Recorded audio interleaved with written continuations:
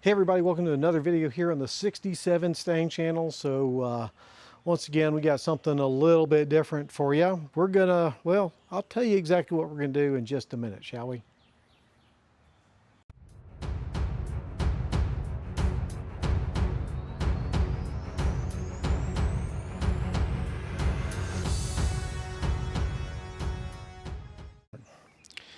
Okie doke. So what are we gonna do in this one? Well, we're gonna go travel back in time. Yes, that's right. We're gonna go back to the future, as it were, but not in a DeLorean because I don't have a DeLorean or a dock.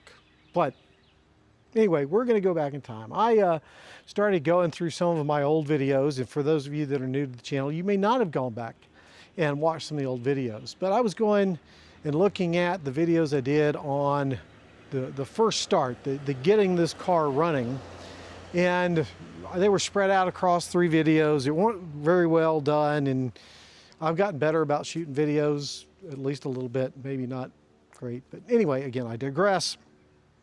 So I thought I'd put that together, kind of merge those 3 separate videos into one and add in some commentary as I'm going through about things I've learned, things I've thought about, things I could have done better, and those kind of things throughout the course of that video. So with that, guys, join me as we go back to the future.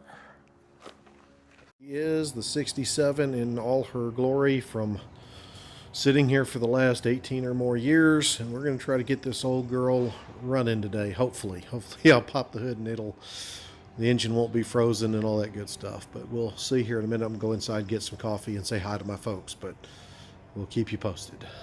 And what some of y'all may not be aware is that this car was originally bought by my mom and dad back in March of 1967, so they're the original owners of this car. And yeah, I had it as a teenager, but there's a lot more to that story than one would think. My mom and dad got it in 67 because my dad had totaled a 63 Corvair that they had got, which was their first car as a married couple. And when it got totaled, you know, they were looking for a new car. Mustangs had fairly recently come out. My mom was very much infatuated with them, think they were very sporty cars, and she really wanted one. So they went up to G.L. Kelly dealership up in Buford, Georgia, and put in an order for this car. The only caveat my dad had was that it had to be an automatic because he got tired of dealing with clutches and my mother. But the rest of it, my mom apparently picked out. She picked out the color. She picked out the options, which weren't much because it's a sports sprint and all that. But anyway, so they got the car. And I remember growing up with this car as a kid, riding in the back seat, back before you had car seats and all those things. So this car has a lot of personal meaning to me. They did sell it to a next door neighbor back in 77, who then took the car up to New York, where they were originally from. And in 87, we found out the car was for sale. And I talked my dad into buying it back. And we flew all the way up to New York and drove it from New York all the way back down here to Atlanta, Georgia. And it did great, except somewhere in the Wilmington area, as I recall, it started to get dark. And the lights started to flicker, the radio started to flicker, and the alternator was going bad. So we had to go find a new alternator. This was before days of Uber and delivery like you have with O'Reilly's and stuff now. So we got a hotel, took a taxi to the nearest auto parts store. Of course, back in 87, they had parts for these old cars in stock. Got a new alternator, even got some tools we would need to install it, and we installed the alternator there in the parking lot of that hotel.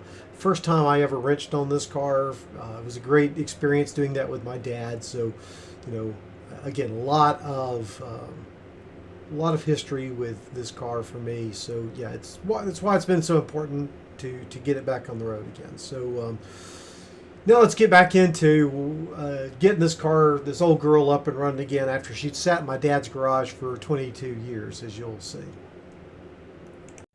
Okay, so we're here, got the hood up now. You can see there's that nice, wonderful 200 cubic inch inline 6 I have verified that the, let's see if I can get in there and you can see it a little bit, that the engine is not frozen. It will actually move. See, that moves. So I'm going to take the air cleaner off here, see what we have to work with. That chrome air cleaner you see there is one of the parts of the Sport Sprint option that this car came with. It's kind of cool. Which is very, very good. I told you I didn't think it would be. We got some signs of something living up under here. But all things considered, I'm not... Okay, the choke is open. Is it going to move? It's not moving. Let's see about the... Let's see if I can get the throttle linkage over here. Step over the trouble. Right. See what the... Okay, throttle's not choked though. It's not really good. So we're gonna have to hit it with some cleaner maybe. The radiator is bone dry. I expected that. I'm not sure what all he is under this car. To pull that box out of there. Check the oil. It's got oil in it. It is kind of gross. But anyway, so this is a pretty basic engine. Don't get much simpler than this. No smog emissions control, no power steering, power brakes, air conditioning, nothing. Just straight engine. So we're going to get at it and see what we can make happen. Okay, so we're continuing progress. I said the engine spins, so that's good. Pulled one of the plugs out, whoops, here, so it's not as bad as we thought it might be. A little cleanup, but it looks like in pretty good shape, and it came right out. So hopefully the rest of them will be just as easy. We got a new battery that we'll be hooking up when we get ready to fire it up. Charles is putting it in. And so we keep making a little progress here. So we're going to keep going. Pull the plugs. We're going to put some mystery oil in there to kind of make sure they get freed up and lubricated. We've got a gas can, some gas line, because I'm not going to trust the gas tank on this thing. And we'll see how it goes. So we're now on the back side here, obviously. And I'm going to try and open the trunk, maybe. Oh, this may not happen because the latch is not cooperating on me. That or I have the wrong possible key. Let's see. We have several Ford keys on here, so we'll figure out which one goes to what, hopefully.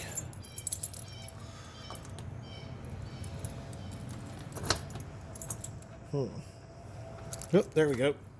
I thought I felt it. There we go. Yes. Huh. Interesting. Oh, we have a gas can.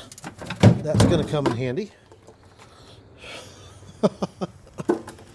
Ooh, a couple of tires. Ooh. Might be able to pump that one up, so that'll come in handy. Looks like some floor mats. Other car parts. Tool kit back over here.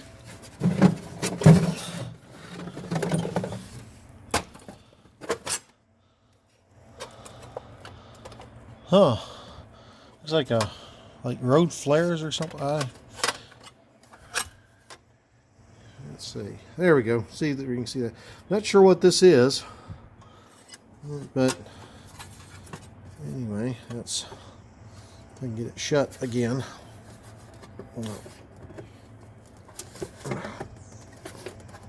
Okay. Well, anyway, we'll put that over here. Coffee pot. Windshield wiper fluid. Oh, a jack stand. That's certainly going to come in handy. Even got my name on it. Wondered where those went to. That's one. Don't see the other one. Usually that's in a pair.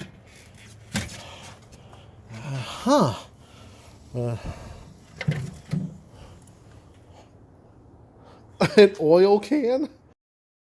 Okay, some of y'all may remember that oil can if you saw the installation of the timing chain. That was my grandfather's oil can, and that's the one I put oil in to oil up the timing chain when I was installing it. So yeah, that oil can's come around, and it's been around in the family for a long time. And I did find the other jack stand. I don't remember where I found it, but I've got both of those. And yes, I used them to work on this car as a teenager, and I've used them to work on other vehicles since then, and of course back here. So a lot of good things here. So yeah, very cool. Oil can. It's something you just don't see every day, is it? And looks like a hose. That's a used hose. Interesting. Okay. With that, we gotta look on the inside too. See what we got. Is it locked? It is. For those that don't know, the square key works on the doors, not the round key. The round key is the trunk. The trunk key worked on it. It's the ignition key works on the door. Not the right key. Nope. Not that one. Let's see which key we can get to work in this thing. There we go.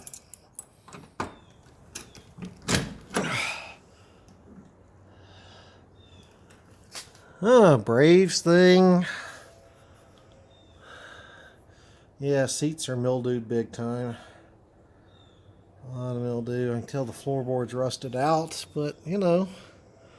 1997 monthly planner in there.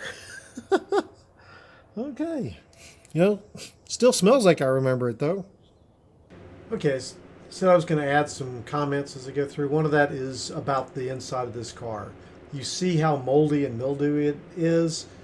I really, really, really wish I had worn a respirator getting into this car. I ended up getting very sick after working on the car and inside of that interior that had all of that mold and mildew. So if you ever get to work on an old car that has that kind of stuff in it, wear something, wear a respirator, something to filter that out, because it's very nasty. I got very, very sick, had a respiratory illness for a week or more because of that. So yeah, just a word to the wise. Definitely a word to the wise. Okie doke. Well, very good. Well, okay. Is that going to shut? I guess it did shut. That door was always tricky. Okay, well, now that we've taken a look at it, we're going to get started on some of these other things. Okay, so we got new oil going in. We got the old oil drained out.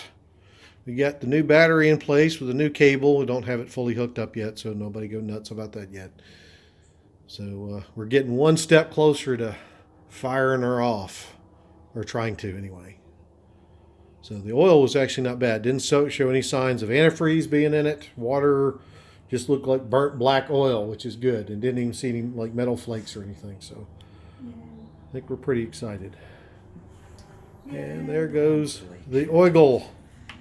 Check it before I pull the rest. So one step. We're going to keep on going. So we got good news and we got bad news. The engine turns over, which we'll demonstrate in a moment. The bad news is the radiator has a leak. Another bad news is that little guy right there is a distributor. Inside that are things called points. And the points seem to be shot, and I can't find any points anywhere nearby because no car uses those damn things anymore. So we're going to have to do some digging to get some points. But everything other than that seems to be going pretty well. So I'm going to get Charles to get in here. We'll turn her over one more time if you get the door open. And you can see that she does indeed turn over. Ready? Hit it. There we go. Okay, so we're not getting any spark on it, but there we go. She turns over. We have signs of life. The radio works inside. I even cleaned up one of the seats. So you can see it looks much better. That was kind of what it looked like before. And a little bit of cleaning. Still see some of it on there, but it looks better. So that's nice to see. So we'll try to hit it back maybe tomorrow if we can find points somewhere, and go from there. Okay, so after some more digging, I was unable to find points anywhere nearby. So we're going to have to save the rest of this for another day. I will try this week to order some points, or maybe even look into one of the, I think it's Pretronics electronic ignition conversion kits that goes right in the distributor. Looks pretty straightforward. It replaces the condenser and the points right there in the stock distributor, and fairly simple to set up, uses the stock coil and things like that. So maybe that's another option that we'll try. But sadly, we didn't get her going, but we did make some very good progress. We've got her turning over. We got the oil changed. We got some water put in the radiator, which showed us it does leak. But again, that's good news. We now know something we didn't know before. So I'm feeling very positive that we will get her going and continue working on this car. Okay, so I've gone through, opened up all of the boxes and envelopes. So this is what we've got to work with today. So first is our, I'll bring it up here, our igniter. This is going to replace our points and our distributor and convert it to electronic ignition. So hopefully that'll take care of our spark problem. To kind of also go along with that, we have a new set of plug wires. Okay, the irony of using AC Delco parts in a Ford. I get it, guys. I didn't think about it. I didn't know any better, but it worked, as you will see. Also got us a new fuel filter to put on there because we need those. And then, of course, too, you can see the other one down there, radiator hoses to get the coolant moving through the engine. That's probably what we'll do today. Went ahead because I know I'm going to need them. Got some brake parts as well. So we got wheel cylinders all the way around, front and rear. We got 2 sets of hardware. So apparently there's a dog barking somewhere and a plane flying overhead. But we got new springs and all that for the drum brakes. Eventually I'll put disc brakes on here, but not yet. And then these are new brake lines, the rubber brake lines that go up on the front where you steer, because I'm sure those are rotted out and need to be replaced too. So we want to make sure once we get it started, we can also stop the car. So what I'm going to do first is probably go ahead and replace the points with the igniter system here and get the new plug wires put on and see if that fixes our problem. So we'll go ahead and get started on that here in just a second. Okay, so we're back up here under the car now. And open up the distributor to start with and pull the cap on it. You can see the inside of that cap is actually pretty good. I'm not worried about it being a problem. Just kind of sit it back over there, get it out of the way. Stay. Here's our distributor in there. Kind of see down, this is the rotor that spins around. It's also looking like it's in pretty good shape. I'll probably give it a good cleaning just to make sure, but I don't think that's our problem. So down there, zoom in a little bit, you can see there's, so getting in here, let's see here, get my finger, that's the points right there. So what happens is this turns, and you can see it's got little lobes and flat spots. What that does is get in here and cause the points down here to open and close. And so right in there, you can see those 2 contact points. That is what causes spark. When they make contact, we get a spark that goes to the individual spark plugs based on the rotation here. And here's the condenser. All of that works together to make that happen. See, the points look a little bit on the worn side there. So this and this is what we're going to be replacing with that electronic ignition kit. So I'm going to go ahead and get started on that now. So after a few more minutes than I expected it to take, because I'm rusty as a shade tree mechanic, we've got the new electronic ignition put into the distributor. Here are the points that we took out, and they are definitely worn and corroded, so I'm not surprised that they weren't working at all. So if you've never seen a set of points, there you go. That's what a set of points.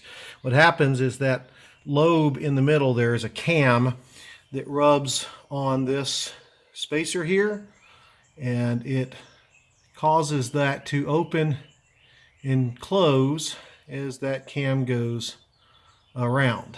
And then when those 2 points make contact, it sends the charge to the appropriate spark plug, firing the cylinder. But anyway, it's gone, it's out. So my next part is I've got to run these wires here over to the coil that you can see down there in the appropriate post. So I'm going to get started on that part next. And then hopefully I'll switch up the plug wires and we'll have spark.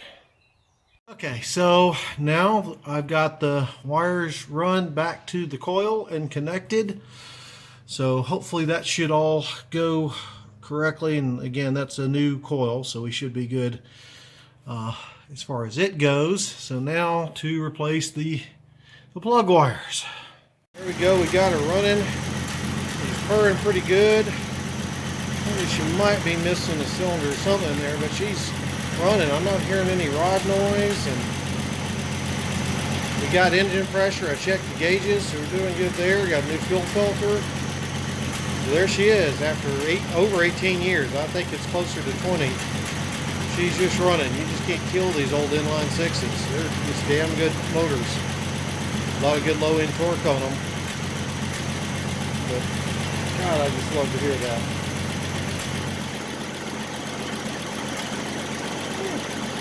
Okay, well now to go put in a new gas tank. We got that done. Okay, so we got our new gas tank installed in the back. Sorry for not taking pictures of before and after, getting a video of it, but it was just myself trying to get that out, so really took all my hands to do it. But it's not overly difficult. Really, that tank is just held in by a series of bolts that came right out amazingly. I'm not sure that was the original gas tank that was in there, just because it had some weird primer in it. But anyway, just undid, gosh, at least 12, maybe even 16 bolts out of it. Okay, I'm going to interrupt myself here and just kind of go on. So as you can see, the gas tank is also the floor of the trunk in these old Mustangs here. They're very simple to take out. It doesn't require rocket science. You've got the bolts around the edges that you can see. You've got the filler neck that you have to take off from under the gas cap and then get that rubber connecting line out from the filler neck down into the tank. It's pretty straightforward. And then underneath you've got the sending unit that has the gas line that feeds up to the carburetor. You need to disconnect. There's a rubber section there. And then of course the wire that goes to the gas gauge under there. It just has a little pressed on connector that you pull off. It's pretty easy, guys. Nothing rocket science here. There's other videos on YouTube if you're wanting to know how to do this. Again, I'm sorry I didn't film it, as I said, but I didn't have a tripod back then. I didn't have a lot of the things I have now. When filming this, I solely had my cell phone to film this on. So hard to do, hold the phone and take this out at the same time. So yep, there you go with that. We'll go ahead and keep moving on now. Okay, so kind of recap. We got her all started and running, as you can see here. Just checking the lights out. So we have our headlights are working. There's our tail lights working out there pretty well. Go ahead and check our turn signals to see if they're working. So we got that flipped on, and now you can see the hood indicators working. That was a special option in '67 to have those hood signal indicators. There's the left rear turn signal working. Yay, that's a good thing. And then we're going to go check the right turn signal. Good, the hood indicator's working. And the rear turn signal on the right side is working as well. So we have headlights, tail lights, turn signals. Can't really see it too well, but the instrument lights were in there working too. So yeah, we made some good progress today. We're not going to be able to get through everything I had hoped for. I'd hoped to get some help so we could get that thermostat installed and the new radiator hoses, but we didn't get to that, so we'll save that for another day. But hey, I'm excited. This old girl runs. And then, like I said, we've been spraying our penetrating oil down in here. You can kind of see there's the water pump, the housing for the where the thermostat goes and whatnot. So I'm going to take a look at the old or the new water pump, make sure it's got everything on there before I start pulling this one off, whatnot. We're also going to have to go get some new bolts for the thermostat housing. So that's what we're going to get started on today, and I'll keep you posted as we go along. Okay, so as we're getting started, I put some more penetrating oil up there on the bolts for the water pump if we have to remove it. So got some new parts in here from CJ Pony Parts. Got a battery holder because we don't have anything holding the battery up there on the tray, and if we go to drive this, we definitely want the battery staying put. This is our new water pump, and here is our thermostat housing. So open up these boxes and let's take a look inside. Okay, so here we have our new water pump, nice and shiny. I do notice it does not have that connector on there, so we're gonna have to get that one out. We'll think on that one for a second. But it does come with a new gasket in there, so that's nice. Let's see if I can seal the gasket. I think it's a thick paper type gasket, but it'll work. And then over here we have our new thermostat housing. Pull it out, take a look at it. It looks pretty good. Okay, I'm not sure if I had mentioned this in the video or not, but in pulling the thermostat housing off the original one, I broke, well, two things. I broke a bolt, it snapped off, and I also cracked the original housing. They're nothing but pot metal, so they're very easy to break. So that's why I had to get a new one of these. So just wanted to make sure I let you know why I had to get a new one to replace the old one. Anyway, back to the regularly scheduled video. I'm not sure what that other hole is. Mine didn't have that, but it does come down there. You can see at the bottom there's a plug as well as a gasket too. So we got good gaskets on that. So and I mentioned we have a radiator to put in too. So anyway, we're going to get looking at this and see what we think. Okay, I'm very happy to report. Looks like the bolts on this water pump housing or water pump are coming out pretty easy. I got the first bolt out, which was the one that goes right there, and it came out. All the others, this one up here, and then there's one back down there that are coming out, and even where the heater core hose hooked in there came right out. So that penetrating oil letting it soak overnight seems to really have done the trick. I didn't even have to use heat, so yay, very good. Now I just have to clean these suckers up after I get this off. So now I got to remove those 3 bolts and keep on going. Okay, so I got all the bolts out. Here's something, since I've never done a water pump before. Yeah, all the coolant in the engine is going to start draining out. I didn't think about that. I should have, because the water pump is what moves the coolant. So make sure you have something underneath to catch it all. Luckily I did, but yeah, if you're ever doing this yourself, just keep that in mind. It again should be a no-brainer, but well, apparently I have no brains. So anyway, now I got to get this thing off. It's pretty well stuck on there, so this should be a bit challenging. Not sure. Well, anyway, we'll get it figured out and get it pulled. Okay, so we have it out now. It took a little bit of prying and beating on it, but it came out. Ooh, that looks like some nasty stuff up in there. So anyway, you can see that, and then here,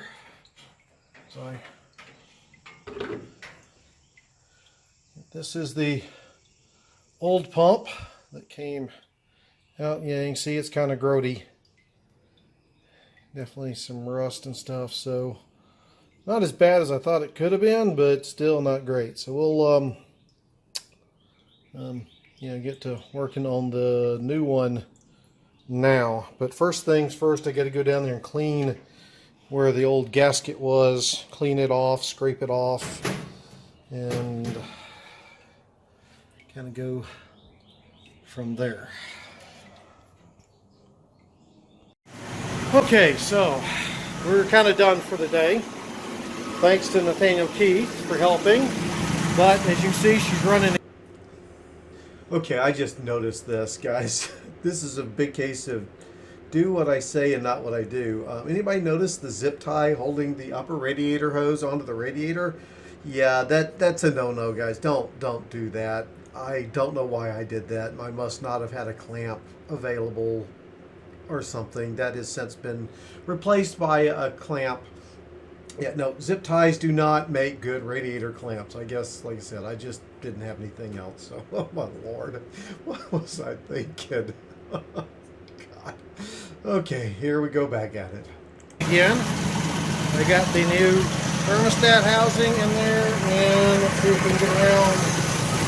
Let's see, in there, the new water pump, new hoses. One thing I couldn't get was the new radiator. It didn't fit. So, but she's back to running again, cranked right up, no problems. I did try to put her in gear. I did check the transmission fluid and it was about out, but put 2 quarts in and that still wasn't apparently enough, because when I put it in gear it clunked down and didn't work.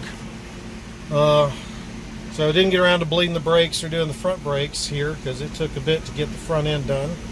But you can see she's running within normal temperature ranges there. Very good, very good. See, I don't know if you can see the light that's on in that instrument cluster.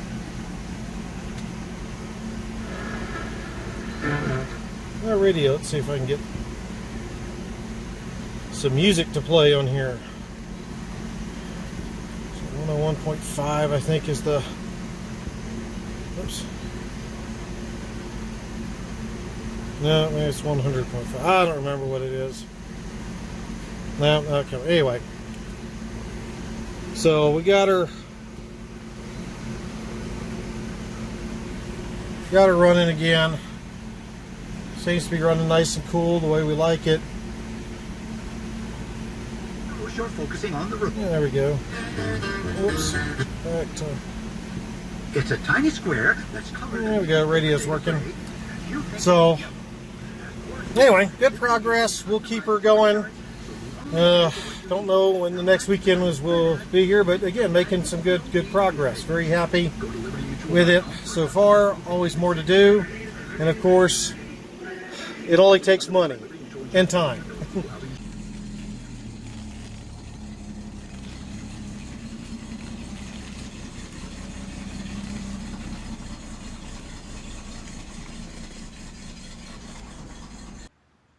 Okay, guys, we're now back from the we're back to now.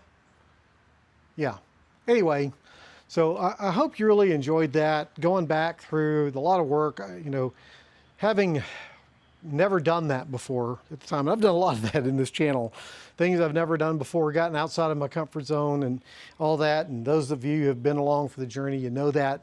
But I think going back and watching that initial start after the old girl had sat for 22-ish years in my dad's garage, in getting it running again, I can tell you that feeling of accomplishment with getting something done that you had never tried before, that was not in your wheelhouse, is a phenomenal feeling that I hope you get a chance to experience. Don't be scared. If you want to go out and start working on one of these old cars, I mean, I got energized to do that because I was watching YouTube videos, channels like this one, Vice Grip Garage, Junkyard Digs, Iron 6, and Joe Daddy's Garage, and a bunch of others that I found out there that was going out and taking cars that were in much worse condition than this old girl and getting them running.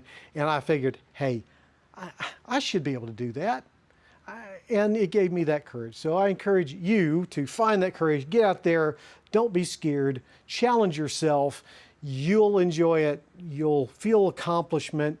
And I'll tell you, if you're having down times, that's a good way to pull yourself out of them. So with that, guys, thanks for watching. I really hope you've enjoyed this kind of rehash of 6 years ago. God, hardly that was 6 years ago. A lot has happened since then. So with that, guys, thanks so much. Keep on watching. We're very close to getting the watchtowers I need to get monetized, so very excited about that. Make sure to leave comments, give thumbs up, all that wonderful stuff. It's all appreciated. So see y'all in the next video. Let's go check and see how Finn's doing, shall we? Let's go and see the new puppy. See, there's the Cooper. Hi, Coopy Coop. Where'd your brother Finn go? Where's your brother Finn? Finn must be hiding. There's one of our cats, Princess.